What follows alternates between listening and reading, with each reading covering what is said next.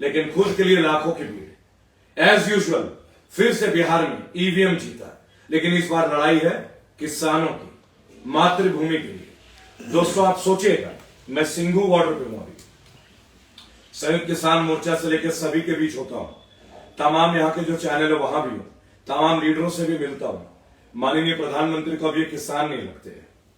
आज रिहाना जी टिप्पणी कर देती है, आग बबूला हो जाते हैं बरसाती मेंढक। सचिन जी कूद पड़ते हैं, विदेशी ताकतों का आना बना है। अक्षय कुमार जी शुरू हो जाते हैं, उधर से कंगना रनौत वो भिड़ जाती है, नया अवतार आता है उनका। सुनील शेट्टी जिनको हमने धड़कन मूवी में आखिरी बार देखा था, जो अंजलि के प्यार में खो गए थे, वो तुरंत रिहाना की टिप्पणी में जाग गए। आप सोचिएगा, सुनने में आपको जोक लगेगा, लेकिन बहुत करारा विषय है दोस्तों, महसूस कीजिएगा। सचिन जी आप टिप्पणी कर रहे हैं सर, कभी प्यूमा की ब्रांडिंग कर लेते हैं आप, एडिडास की ब्रांडिंग कर लेते हैं सर, फरारी के एम्बेसडर हैं आप, जो मर्जी फॉरेन ब्रांडिंग, पेप्सी पी लेते हैं आप सर। आए हैं कभी लस्सी का ब्रांडिंग करने के लिए? कभी नहीं आए सर, आज तक नहीं आए आप। 200 लोग शहीद हो गए इस किसान आंदोलन में, उससे ज्यादा। अपने देश के लोगों के लिए एक ट्वीट नहीं है आपके पास, टाइम नहीं है सर आपके पास। लेकिन रिहाना ने इतना कह दिया कि विश्व देख रहा है इस किसान आंदोलन को, आपने तुरंत टिप्पणी दे दी सर। नहीं चलेगा। मैं आपको एक बात बोलना चाहूंगा, ना अच्छे दिन की जरूरत है, ना 15 लाख की जरूरत है, ना विदेशों से काला धन की जरूरत है। भैया काला पीला हरा कुछ नहीं चाहिए हमें। तो आपकी ईमानदारी के ऊपर तभी यकीन हो गया था जब आप 1000 का नोट बंद करके 2000 का नोट ले आए थे मार्केट में। आप लोग कहा करते थे 1000 का नोट बहुत बड़ा है, आराम से अटैची ब्रीफकेस में बढ़ जाएगा। तो जनाब 2000 का नोट तो बहुत छोटा है, एक अटैची में कितने आएंगे आप ही बता दें। काला धन छोड़िए सर, लोगों को मकानें नहीं मिली, बैंकों को ब्याज बढ़ता चला गया। कोरोना काल में मॉरेटोरियम के नाम के सबसे बड़ा धोखा मिला हमें, हर तरह से आपने हमें बर्बाद किया सर। लेकिन हाँ मोदी जी, विशेष धन्यवाद आपको, विशेष धन्यवाद। आपने किसानों पे प्रचंड वार किया, मैं नमन करता हूं सर। तमाम भाषणों में आप बोलते थे अखंड भारत, अखंड भारत। आज आपने किसान पे प्रहार किया, अखंड भारत सिंघू बॉर्डर पे आ गया सर। अच्छे अच्छे जुमले सुने हमने, अच्छे दिन आएंगे। समर्पित है 4 लाइन आपके लिए सर, और सर ओरिजिनल है, ये भी बता दो, स्वयं निर्मित है। इसी सिंघू बॉर्डर में आने के बाद ख्याल आया कि आपके ऊपर भी चंद लाइनें लिख दूं, तो अर्ज किया है मोदी जी, पसंद आए तो ट्वीट कीजिएगा। और अक्षय भाई आप और सचिन जी, आप तो ट्वीट के बादशाह हैं। आप गॉड ऑफ क्रिकेट है या नहीं, मैं तो यकीन नहीं करता कि क्रिकेट के भी कोई गॉड हो सकता है, लेकिन ट्वीट के गॉड में आपको मान लूंगा सर। तो सुनिएगा सर, आओ कुछ नई बातें करते हैं, आओ कुछ नई बातें करते हैं, जुमलों की बात फिर कभी करते हैं। आओ कुछ नई बातें करते हैं, जुमलों की बात फिर कभी करते हैं। तुम जाओ ट्रंप के पास, हम किसान आंदोलन चलते हैं, हम किसान आंदोलन चलते हैं।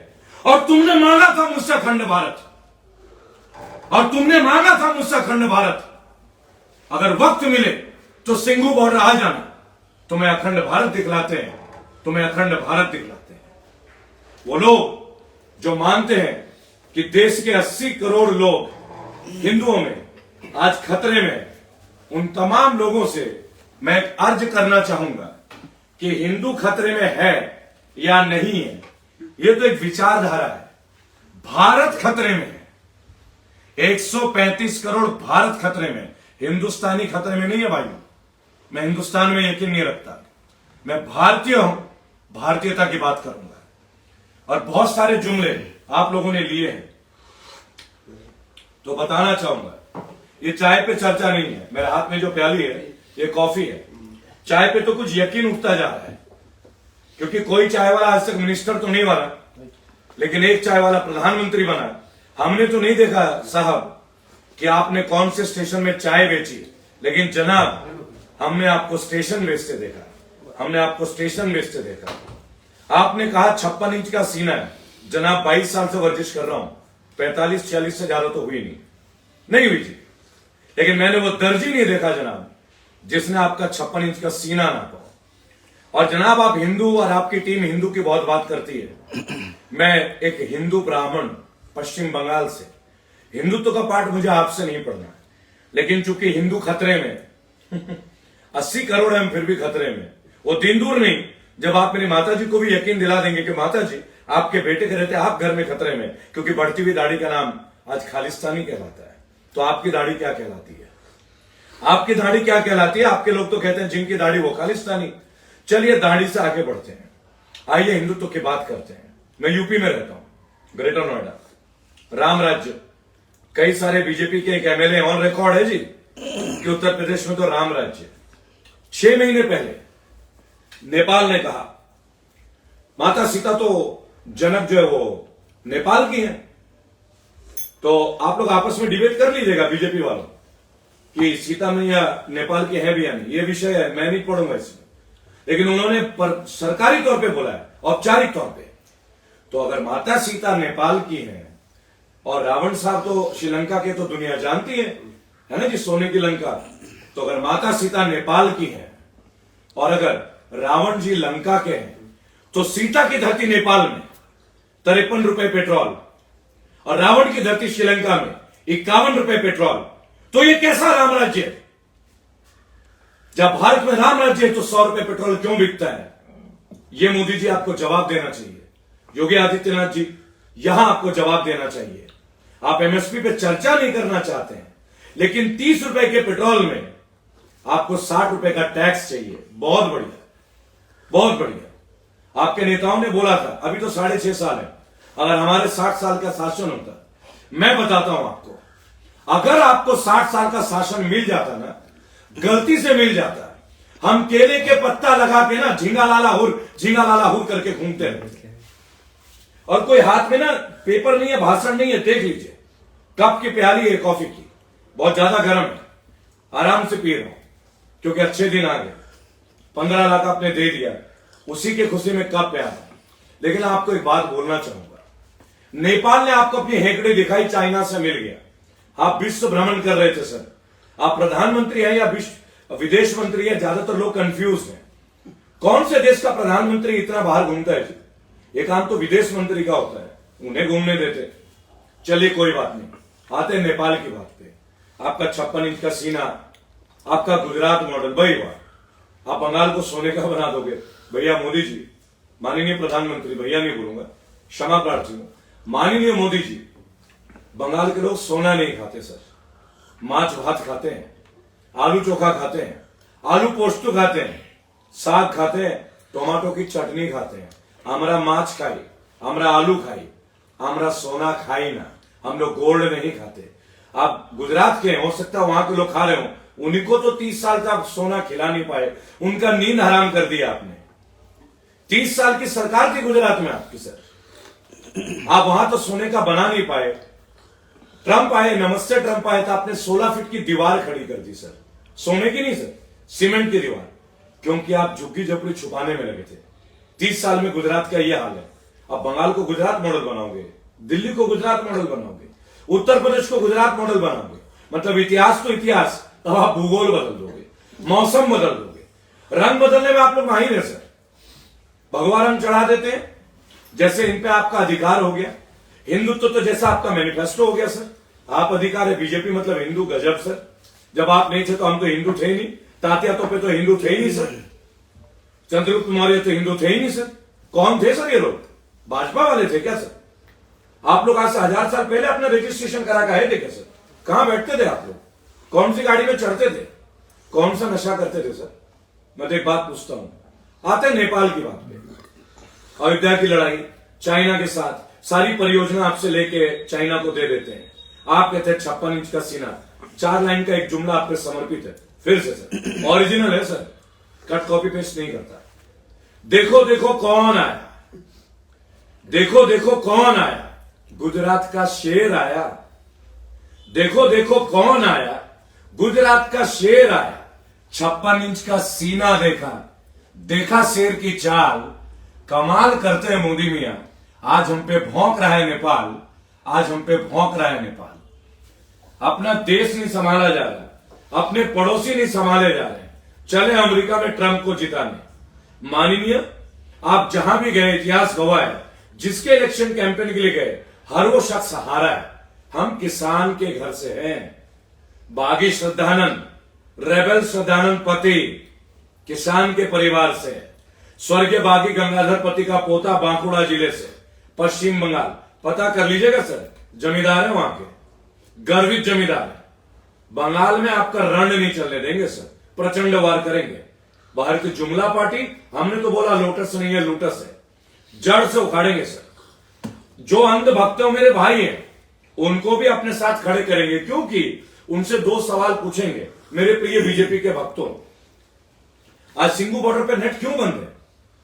क्यों नेट बंद है मेरे दोस्तों, बताइए तो सही। इसलिए कि आज बीएसएनएल बंद है, और बीएसएनएल सरकारी है, और आज यहां जियो चलता है, अंबानी जी ने बंद कर दी। पहले इंटरनेट को इसलिए बंद किया जाता था कि गलत अफवाहें ना उड़े। आज इंटरनेट को इसलिए बंद किया जा रहा है कि सच्चाई ना दिख जाए। कितना डर है सच से, वाह वाह वाह। सच्चाई के लिए दुनिया को छोड़ सकते हैं, दुनिया के लिए सच्चाई को नहीं छोड़ सकते। कभी यकीन करते हैं इसके ऊपर? हम करते हैं। मैंने आपको वोट दिया 2014 में, इस यकीन के साथ कि आप बेहतरीन काम करेंगे।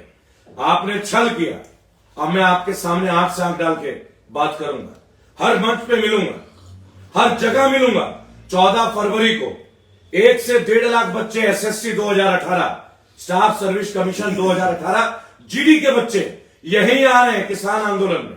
जवान और किसान जिनको आपने नौकरी नहीं दी, सेलेक्टेड होने के बाद medical test, physical test, written test, तमाम टेस्ट पास करने के बाद आप उनको नौकरी नहीं दे रहे हो, जुमलेबाजी। हर जगह फेल हुए। बीएसएनएल बेच दी, ओएनजीसी बेच दी, एयरपोर्ट बिक गया, रेलवे हाशिए पे। आप लोग लालू प्रसाद को चोर बोलते थे, है ना जी?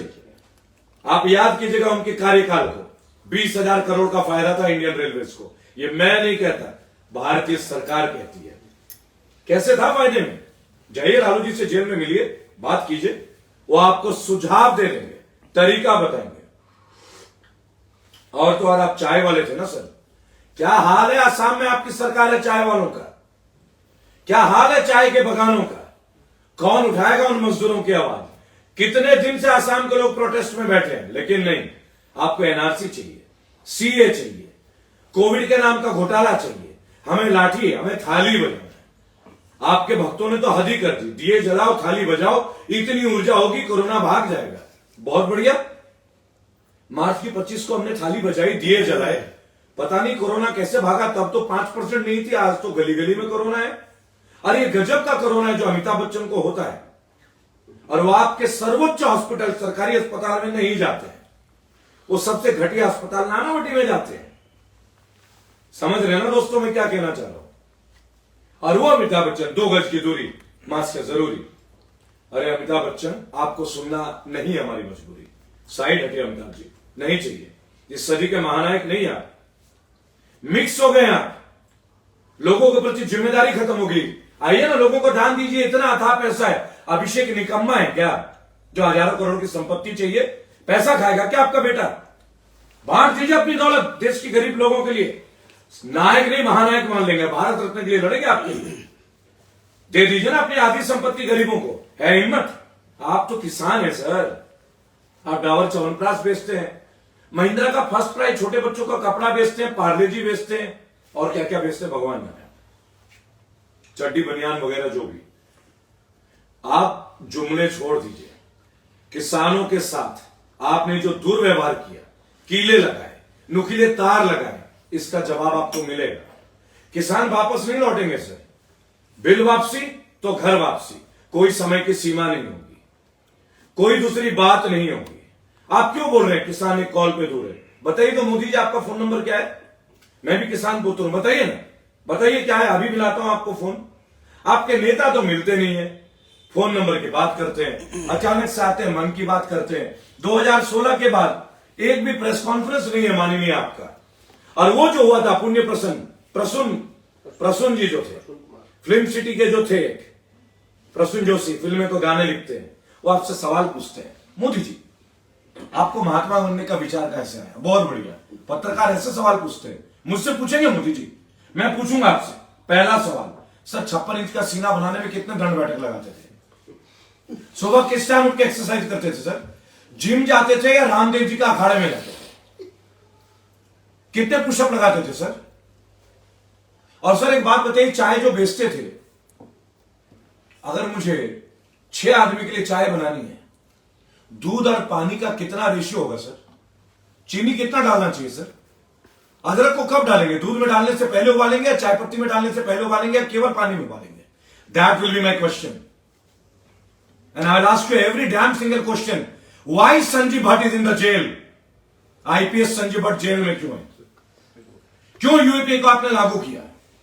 क्यों आपकी सरकार रहते उत्तर प्रदेश में अचानक से सरकार एक रूल पास कर दिया गया था कि पुलिस कभी भी किसी को बिना मुकदमे को उठा सकती है, हालांकि कोर्ट के आदेश से वापस हुआ, यानी कोर्ट को भी बाईपास.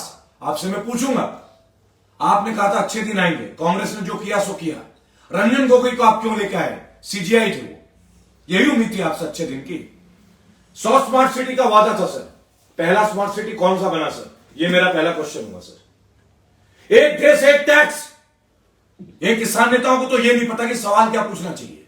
हम बताएंगे, बड़े बड़े जो नेता जो बैठे हैं वहां पे 2 अक्टूबर की बातें कर रहे हैं, ऑन रिकॉर्ड बोलता हूं, एक देश एक टैक्स. तो एक देश एक मुआवजा क्यों नहीं सर? हरियाणा के किसान को अलग मुआवजा, यूपी का अलग मुआवजा क्यों सर? जीएसटी एक रेट लेते हैं ना आप, हर राज्य का हर मुआवजे का रेट एक होना चाहिए. मान रहे हैं आप किसानों को? भट्टा पारसौल, माननीय बीजेपी के मुख्यमंत्री जी, आपके सबसे कद्दावर नेता जो आज जेवर एयरपोर्ट बना रहे हैं, वो भट्टा पारसौल में राहुल गांधी के साथ दिखे थे बाइक में. कौन सा मुकदमा वापस लिया आपने? आज भट्टा पारसौल की जमीन को ग्रीन बेल्ट में डाल दिया आपने, दुश्मनी और आसपास के खेतों को आपने एक्वायर कर लिया. ऐसे बदला लेंगे किसानों से? हम लड़ेंगे उनके लिए 2022 में आपके खिलाफ. रेबल फाउंडेशन लड़ेगा, तमाम उन लोगों को ले आएंगे जिनके ऊपर कोई क्रिमिनल रिकॉर्ड ना हो. अब की बार सच की सरकार, पॉलिटिशियन नहीं है, मेरी कोई पार्टी नहीं है, कभी इलेक्शन नहीं लड़ूंगा. इस वीडियो के माध्यम से अर्ज करूंगा, भारत के कोने कोने में जो आदमी चाहता है इलेक्शन लड़ना, अगर वो छात्र संघ में रहा हो, अगर वो पढ़ा लिखा ना हो, अपने समाज के लिए कोई अच्छा काम करता हो, बुला के देखे, मुझे आपके लिए हक दिन रात एक कर देंगे. ईमानदार होने चाहिए, औरतों के प्रति कोई गंभीर मुकदमा दर्ज नहीं होना चाहिए आपके खिलाफ. रेबल फाउंडेशन आपके साथ है. किसान आंदोलन में 14 फरवरी 2021 एसएससी जीडी 2018 के लाखों बच्चे आएंगे जवान, मीट्स किसान. राम नहीं मिलेंगे हनुमान के बिना और भारत नहीं बचेगा किसान के बिना. जय हिंद, जय भारत.